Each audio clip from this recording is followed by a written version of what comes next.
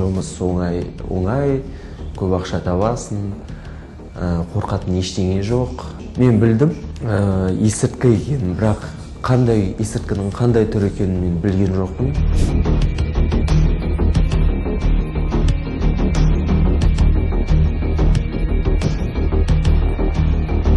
Закладчик болып жұмыс істеп тапқан ақшаңмен екеуі мүлде тұрмайды, ата-аналарыңды ойлаңдар.